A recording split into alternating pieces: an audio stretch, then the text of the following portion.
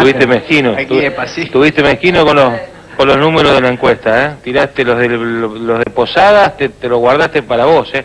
Bueno, seguimos en el segundo bloque del Bueno y el Malo. Nos visita la ministra de Derechos Humanos, Lilia Tiki Marchesini, que es dramaturga, coreógrafa. No sé si alguien le dirá ¿Sigue haciendo teatro? Soy Marien también, ¿eh? Soy Marien. ¿Marien? Marien. Lilia Marien. Lilia Marien. ¿Sabía esa? No, voy incorporando cargos. Vamos agregando. Muy buenas noches, ministra, ¿cómo le va? Hola, ¿cómo le va a los vecinos? Bueno, después ve vecinos, ¿eh? Somos vecinos. Por eso hay que portarse bien. ¿Se recuperó del incidente en Encarnación? Estoy ahí. ¿Qué pasó? Una buena tunda. El famoso... Estoy, no tengo fractura, pero tengo una distensión. Ya lo tengo derecho, lo tenía nu. Ahora lo que me falta es que se desinflame y se me unan los tendones y ligamentos. ¿Qué pasó? Lo tengo el doble de este. Y bueno, no, es una situación irregular la que se está dando de los pases VIP, eso ya lo han publicado otros periodistas también. ¿Pases VIP en el puente? Pases VIP, claro, a nosotros nos tocó del lado paraguayo, esperando en ese tramo entre lo que es la cabecera y la rotonda.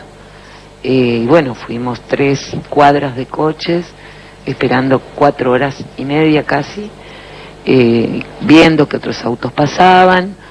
Algunos tenían el ofrecimiento de pagar 1.500 pesos para pasar y decidieron que no. ¿Cuánto? 1.500. Estaba caro el peaje para volver. Sí, muy caro. Y bueno, eso generó un clima de los automovilistas de mucho enojo. Primero empezaron los bocinazos, bajaban a hablar con la seguridad, con la Marina Naval ahí. Se pidió que venga municipalidad vino con una camioneta, se retiró, no se quedó, que era para controlar el tránsito, bueno, una serie de irregularidades. Hasta que la cosa se puso pesada, ¿no? Y bueno, decidimos cortar el acceso para los que pagaran, no pasa nadie. Claro. Pasan colectivos y no pasa más nadie. Y eso generó que se nos vengan encima a lincharnos los puesteros y los que pasan en auto, ofreciéndote el pase por 1.500 pesos. Así que nos tiraron los autos encima, nos golpearon, nos amenazaron de muerte.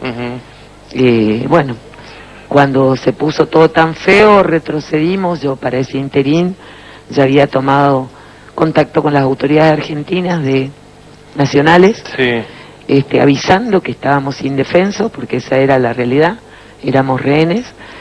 Y bueno, acá tomaron medidas, y acá está el compañero que fue uno de los que molesté, Rolando Rubleski. Tomaron medidas inmediatas en abrir casillas de aduana, porque la excusa que nos daban allá era que era un problema argentino, que no había casillas suficientes, que había una sola abierta, y que eso hacía que no pudiera haber sobrepeso en el puente. Eso era la excusa. Claro, pero en el puente no había nadie, ¿o sí? En el puente no había nadie. Cuando tomo contacto con Rolando, con Alfredo Schiavoni y después con otro funcionario de Migraciones, nos hicieron saber que iban a agregar una casilla más primero, que había una cerrada, que no sabían por qué, que la iban a volver a abrir, que era una segunda, y que más tarde ya agregaban 2 más, porque yo avisé que eran 3 cuadras, no era poca gente, ¿no? Bueno, gente mayor descomponiéndose, personas llorando. ¿Y te identificaste en algún momento? Claro, ahí fue el gran enojo, como que como un funcionario. También me pasó que la gente me reconoció. Hubo Tiki. Digo, ¿no? No es que yo fui ahí a los Robinson Crusoe, ni Robin Hood, ni... entonces, bueno, fue una actitud más de solidaridad claro, dije que yo iba a informar a los gobiernos de lo que estaba pasando y que iba a avisar a las autoridades. Y es lo que traté de hacer. Bueno, eso generó más ensañamiento también, quizás, ¿no? Sí. Y ahora, pero vos hiciste después. Terminamos cruzando 4 horas y media después, y mientras estábamos en el puente, porque también otros automovilistas avisaban a gente conocida que tenían. Pepe Pianesi decía al otro lado que una persona que iba en un auto les iba escribiendo todo el tiempo, contándole lo que iba pasando, porque era la única manera de sentirnos seguros allá. Le vamos a hacer boleta, ustedes acá no son nadie, nadie se va a enterar ni que estuvieron. Y cuando estábamos sobre el puente, heavy la cosa. muy heavy, no, incluso podemos ir hasta tu casa a hacerte boleta, a ese nivel, ¿no? Cuando estábamos sobre el puente, vemos pasar camioneta de gendarmería abriendo el segundo carril, el carril opuesto, con 5 camiones, y detrás los 2 vehículos, que eran los vehículos que se nos habían tirado encima, y que eran los que ofrecían los 1.500 pesos. Entraron a Argentina paralelamente a nosotros, que estábamos haciendo hacía 4 horas y media de cola, con una puerta abierta paralela, ¿no? Toda esta información y qué es lo que corresponde se pasó a Cancillería de la Nación, se envió con copia a los gobernadores, a los embajadores, al cónsul, a los 2 cónsules, y bueno, ya ahora es un tema de países con los organismos competentes, porque hay muchos organismos que tienen que entrar acá a corregir ciertas prácticas, ¿no? Sí. La historia es el estado de indefensión que uno se siente. Calculá que vos estás... Extrema vulnerabilidad. Sí, si te pasó a vos, digamos, que de alguna manera, con respeto, digo, podés chapear, decir, calculá, mucha gente se debe tener que absorber esa situación dentro de un marco de inseguridad y temor. Totalmente, y creo que por eso la gente termina a veces pagando. Claro, tal cual. Por miedo. Es como una resignación al miedo. Yo había escuchado que te decían, no sé, 200 pesos, 300, 400, pero ahora está... Mirá, están subiendo la tarifa encima. Después que se hizo público lo que nos pasó a nosotros, hubo mucha gente que contactó para contar de su experiencia, ¿no? Sí. Aparentemente 400 eran enero, febrero. Claro, había una tarifa, sí, que te decían. Después fue 800, y así fueron aumentando, 1200, ahora 1500. Claro, ahora van muchos menos. Ahora van menos, este tipo de episodio para hacer seguramente algo, no había nadie comprando. No, esperemos que llegue una respuesta que de alguna manera... Yo quiero creer que va a ser un tema tomado con Mirá, yo después de ese episodio, si antes no iba, ahora lo dudo 3 veces. Siendo países hermanos, es lamentable que suceda este tipo de prácticas. Es doloroso, hasta doloroso. Sí, claro que sí. Bueno, Tiki, gracias por compartir eso, porque también sirve para que generemos conciencia en el trato y la forma. Hay que cuidarse. Yo agradezco también la reacción de el gobierno, de los compañeros del gobierno nacional, que estuvieron dispuestos. Era un sábado a las 12 del mediodía, 1:00 de la tarde. ¿El embajador paraguayo en Argentina? Sí, también. Paraguay. Pero voy al hecho de lo que fue la situación en el momento. Ajá. No, es importante que alguien te atienda el teléfono cuando vos estás en esa condición. Sí, ni hablar. Pasemos a los derechos humanos en la provincia de Misiones. A los chismes. A los chismes ya contamos. Bueno, puedes contar un chisme si querés. No, yo escucho los chismes de ustedes. ¿Te invitan a la reunión de gabinete? Me renutro y disfruto con mi hijo, los miro con mi hijo. ¿Usted va a la reunión de gabinete? ¿Se hacen reuniones de gabinete? Cuando hay. La invitan, ¿no? La llaman. ¿Cómo la invitan si es ministra? No, bueno, pues viste, por ahí es una lista y si la Tiki no. A ver, puede ser que haya... Él está queriendo, es el malo. No. Después se presenta conmigo por teléfono. Vamos a ser sinceros. Me dice, Pablo el bueno. No, yo soy solo bueno. En algún momento esta actitud que tenés vos, que te acompaña a lo largo de tu vida, de ir a los barrios, meterte en los problemas, algunos consideran que inclusive no respetás jurisdicciones en ese sentido, que vas y ves que podés solucionar. Bueno, estabas con Roque Gervasón y también con el diputado del país Martín Sereno, el defensor del pueblo. Decían que le caía mal a algunos compañeros tuyos del gobierno. ¿Sentiste que alguna vez pasó eso o no? Mira, yo creo que es muy difícil comprender lo que tiene que ver con lo que es ser Estado y ser ministro de Derechos Humanos. El primer vulnerador de derechos humanos es el Estado. Entonces vos no podés estar en un lugar donde sabés que vas a tener problemas que no resolvió el Estado. No podés estar alabando y felicitando, vas a tener que estar señalando lo que no está hecho. Nadie, ojalá fuera diferente, cuando sea distinto va a ser el Ministerio de la Felicidad, ya lo dije, y ahí quiero volver, dijo. No, el Ministerio de Derechos Humanos es el lugar donde va el que no encontró solución en otro lado. Entonces, se da la particularidad que es ese mismo organismo el que tiene que llamar y decirle a un compañero, che, pero ¿por qué no llegaste a este comedor con esto? ¿O por qué hay determinado premio ilegal con los pibes de 16? O porque depende del área, muchísimas áreas, pero genera cierto resquemor Y hasta a veces parece que uno fuera de otro partido. Pero esa es una mirada muy obtusa, porque si uno pretende que desde un Ministerio de Derechos Humanos se agrade, entonces, no sé, hay que hacer no sé, es una mentira, un país perfecto, una provincia perfecta. Además, ¿cuál sería el rol? Sino, ¿a qué te dedicarías? Por eso digo, no tendría sentido un Ministerio de Derechos Humanos y debería ser un Ministerio de la Felicidad. Hay un país que lo tiene. ¿Y cuáles son los problemas que tenés de la variedad habitualmente? Más grande? Lo que te puedo decir que por ahí abundan en este tiempo es la cantidad de desalojos. ¿Desalojos? Desalojos. Mira. Ocupaciones ilegales, irregulares. No, desalojos de gente que no puede pagar el alquiler. Epa. Por ejemplo, el 20 de agosto al día de hoy tuvimos 9. Algunos son de desalojos compulsivos, de 3, 4 familias en un terreno privado, otros son de causas de pobreza, sí, de familias o una pensionada que antes le alcanzaba y ahora no le alcanza. Tenemos situaciones... Pero ahí está la justicia, ¿o no? O sea, es que la justicia la coordena. Ah, bueno, ¿y ahí qué haces? Digo, y la justicia nos avisa. Bueno, ¿y ahí qué hace? Ahí tenés el tema. ¿Y por qué le avisa a Derechos Humanos? A veces nos avisa para que articulemos alguna solución con el Poder Ejecutivo. Pero... A veces nos avisa a través de Fabiano Udín, que es el secretario de Derechos Humanos de la Justicia. Claro. Hay veces que no, que nos avisan los particulares, porque le llegó la orden. Depende, varían los casos. ¿Y qué se puede hacer ahí? Y cada caso es distinto. Hay algunos ¿Pero casos... hay contratos privados en el medio, Tiki? ¿Cómo? Sí. ¿Hay contratos privados en el medio? ¿Digamos de contratos privados? Por eso te digo, Mira, o a veces... si están en la justicia... Entrá, pagamos unos mangos y ahora necesitas... Hay de todo, no se puede hacer una generalidad. Lo que sí se ve es que son desalojos. Sí. Y que la justicia lo que mira es una parte. Digo, en este caso la del titular registral, ¿no es cierto? Claro. El resto está por parte del Poder Ejecutivo. Y ahí es donde nosotros lo que hacemos es en cada caso particular ver con qué organismo podemos articular.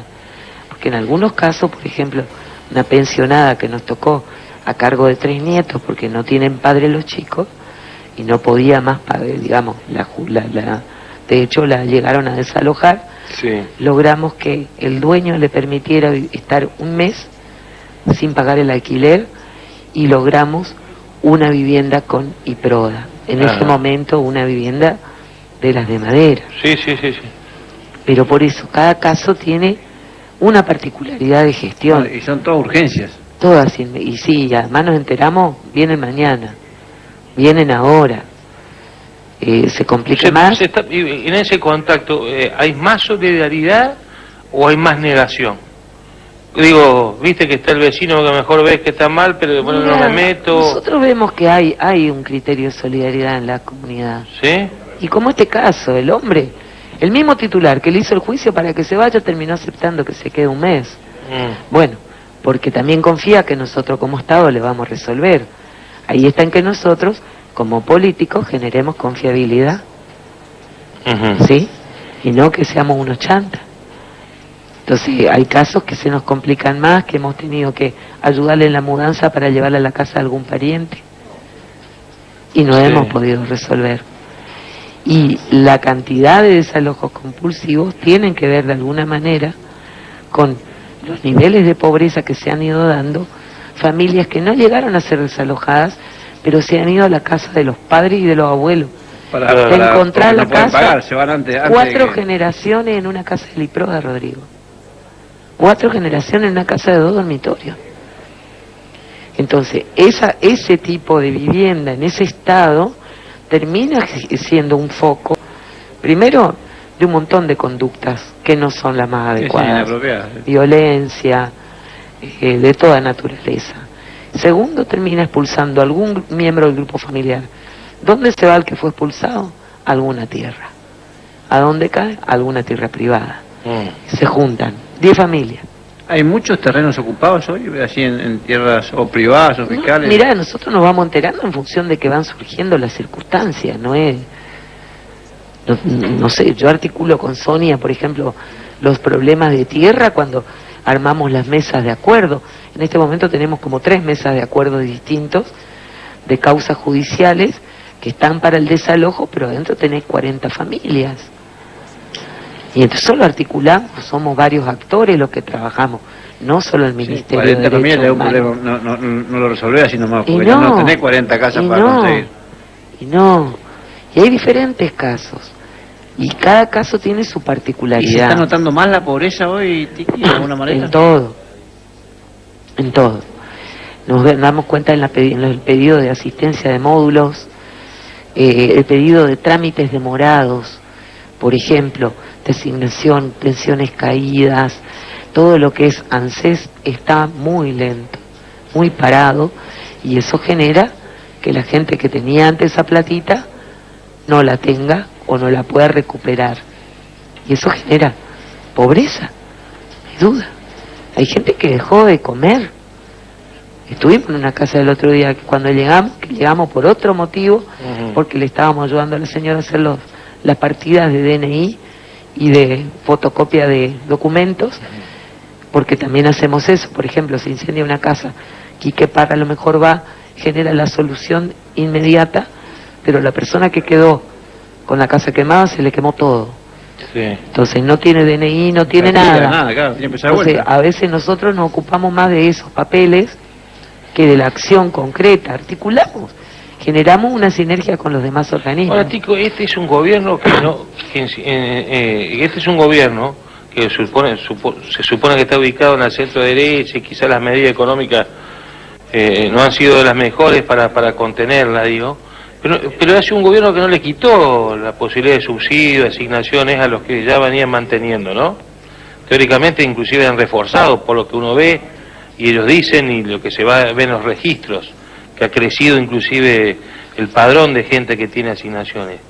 Ahora, ¿no hay forma de rescatarla de otra manera a esa gente, vos que estás en contacto permanente, que no sea a través de una pensión, de un subsidio? ¿No tenemos la capacidad como Estado y privado de generar lugares que tengan que ver con el trabajo, la dignidad de tener un hogar más organizado? En realidad, ¿estamos muy lejos de eso? Yo creo que estamos bastante complicados porque se han restringido las pensiones.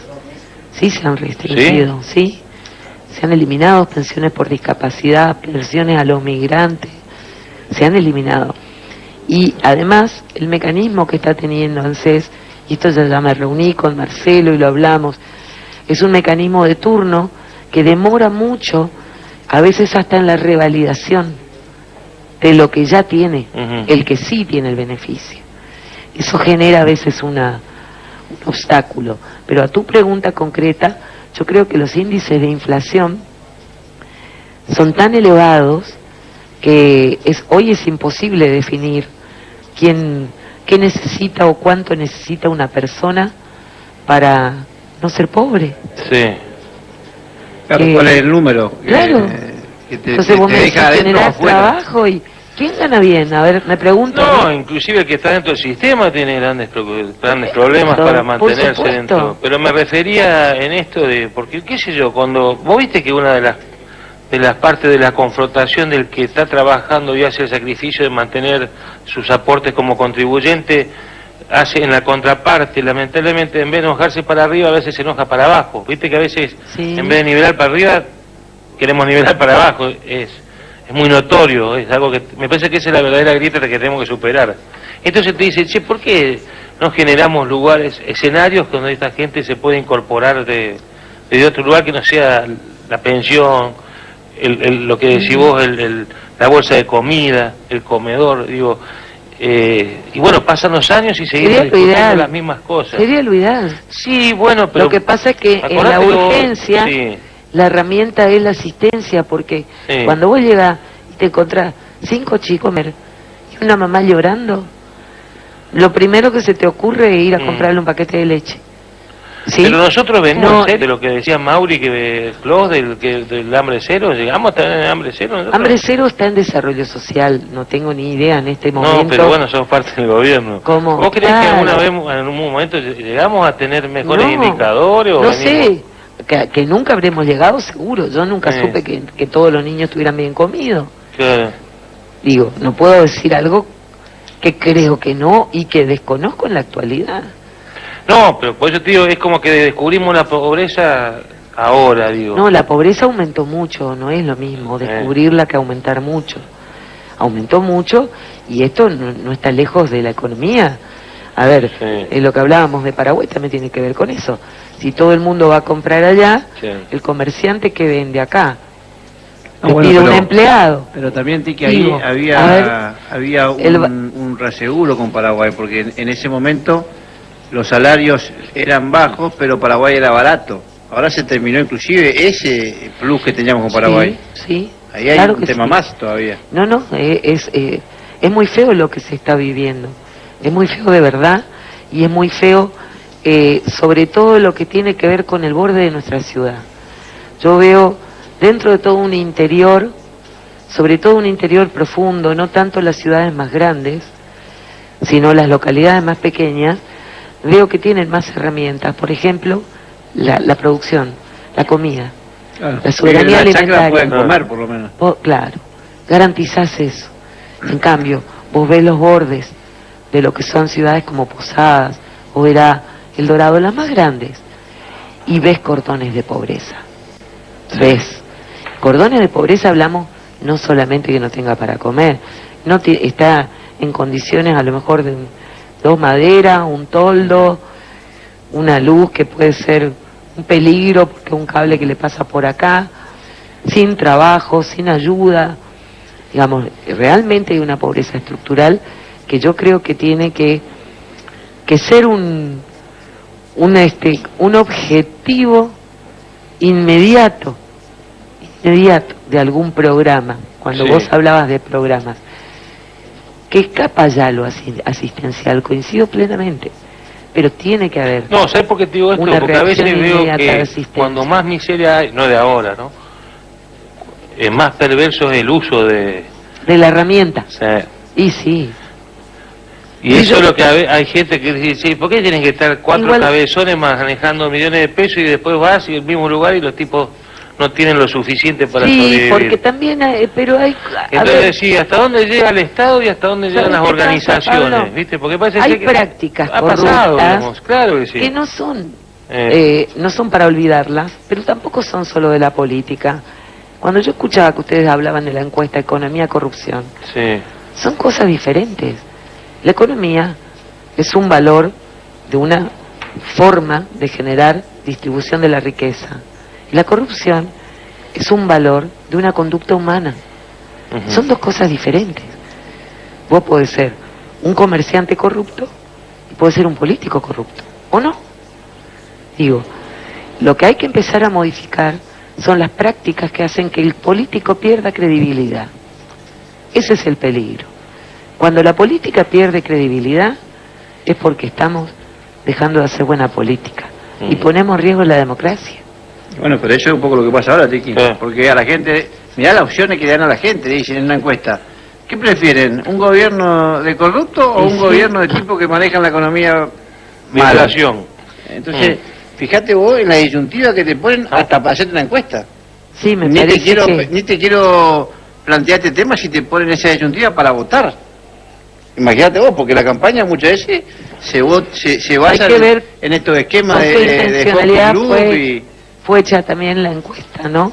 Sí, como para generar esa analogía. No, pero es un poco lo que está pasando en la mesa de los argentinos. Es decir, yo lo quiero a Macri porque Cristina fue un desastre, afanaron todo y dicen, y esto es un desastre porque nos endeudaron. Hay mucho TN en la cabeza, Rodrigo. Bueno, pero ustedes que son el bueno y el malo, no es solo saben que es así. No es solo TN. Ya sé que no es solo TN. Es la mesa de los argentinos cuando te sentás a hablar de política, en cualquier lado. Bueno, y de los más diversos partidos políticos y de siempre hay una historia que se cuenta y una que no se contó. Hoy se olvidaron quién es Mañeto, hoy se olvidaron que fue papel prensa, el caso Graider. Hay que volver a contar parte de la historia. Se olvidaron porque están pasando cosas en la tele que es mucho más estamos hablando de, y los escuché también cuando planteaban esto de quién gobernó las leyes, responsabilidad de quién son, ¿no? Sí. Si de Cristina o Macri. Y yo le decía a mi hijo, bueno, Macri gobierna por DNU, por eso no hay leyes de él. Las leyes eran de antes. Digo, acá también hay que contar todo. Todos nos equivocamos. Ni Cristina no se equivocó, ni Macri es perfecto. No, obviamente ¿no? no. Eso está clarísimo. Bueno, entonces, por eso digo que es muy complejo el tema de plantear la herramienta de la corrupción en la política. Me parece que es un eje aparte que distorsiona lo que es la buena política. Yo, como hija de un político, creo en la buena política. Y creo que hay que darle confianza a las personas. Si no, no nos van a votar más. Me encantaría esperarnos en el quincho, ya que tenés que vuelvo tener otro juego lunes, y volver estoy otro acá lunes. a la vuelta. A la vuelta porque, bueno, queda mucho para charlar. Creo que es nuestra primera entrevista con Tiki, ¿no? Sí, nunca vine. Bueno, le agradecemos a la ministra de Derechos Humanos de la provincia, Lilia... ¿Lilia Además, cuánto? ¿El segundo nombre? Lilia Tiki, no la compliquen. Por eso me llamo compliquen, Tiki. Por es eso me lunes. llamo Tiki. Sí, vamos a la catarsis del pajarito. Sí, lo mejor de todo que rescatamos es que Sí. si nos desalojan, ya sabemos ¿Dónde vamos a olvidarte? Un tema resuelto. Sí, por acá cruzo, ¿viste? Por Un el tema patio de resuelto. acá del balconcito podemos ir. La catarsis del pajarito del día de hoy, uno de los primeros. Acá a ver, ¿este cuál es? No sé, esperá que aparezca y bueno, estoy mirando el vamos a ver. monitor ahí.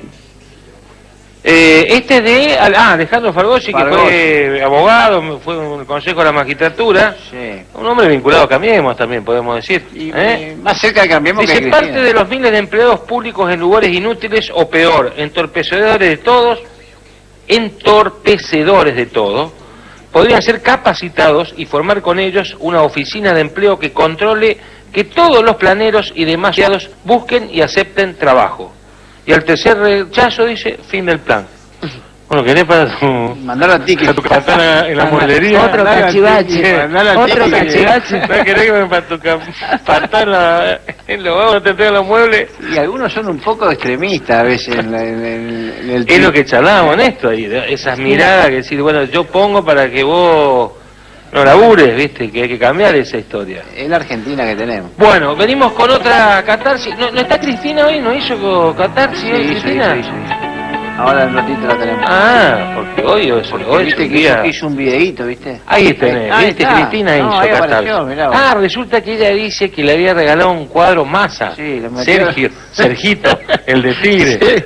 Sergio, no un cuadro. Parece que Gabo salió por ti y decir que él nunca le había regalado No era una lámina, era dice, un original de se Páez salió Vilaró. con el Cristina y dice, fe de ratas, dice Cristina. El cuadro de Páez Vilaró me lo regaló el artista, se lo regaló Páez Vilaró, Sí. en la inauguración de Casa Foa, en el puerto de Frutos, ahí en Tigre. En Tigre, claro. Sergio era intendente y anfitrión, Sergio. Sí. De ahí el error, dice. En mi cumpleaños, él me regaló muebles típicos del Tigre que aún conservo. Una mesita Disculpa de... por el error, dice. Sergio regaló pasa una mesita de Claro, luz. porque Massa y un salió a biombo. despegarse que le había regalado un cuadro de Padre Vilaró. Sí, Calculá que porque está como 300 lucas. Tenía que justificar el regalo, ya era un despelote. Oye, sí, loco.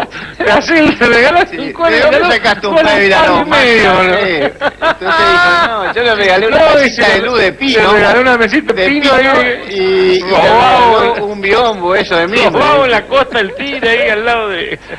Bueno, y después está Julio De Vido, que también hizo su catarsis desde el lugar de detención, el compañero Julio, y escribió, mira, está muy, viste que eso es lo bueno cuando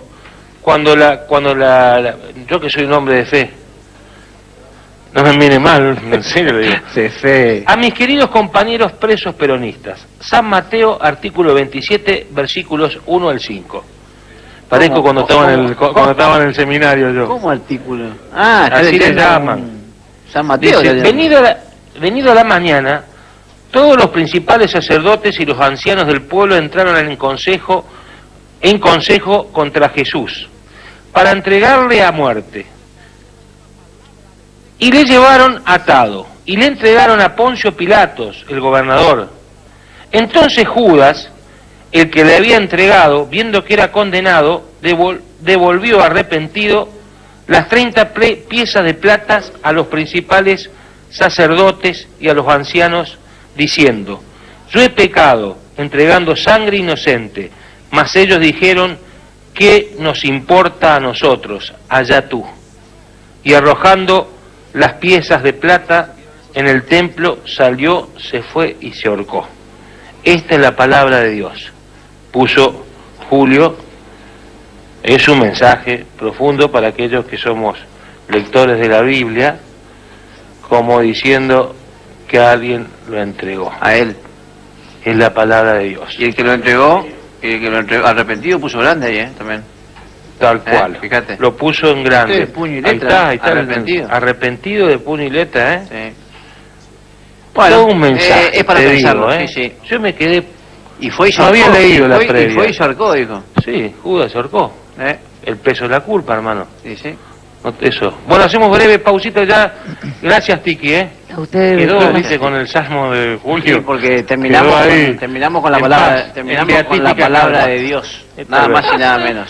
Cuando volvamos después del bloque, viene el concejal destituido. ¿Cómo destituido? Y sí, Gabriel Llamas de Cambiemos fue destituido del Consejo Deliberante de la ciudad de Puerto Iguazú. Vamos a charlar con él para que nos cuente detalles de lo que sucedió en esa bochornosa. ¿No hay que tener sentencia firme para que te puedan destituir? Al parecer no. En el Senado tenés que tener sentencia firme como en la Corte Suprema. No sea larguero, que tenemos pocos minutos.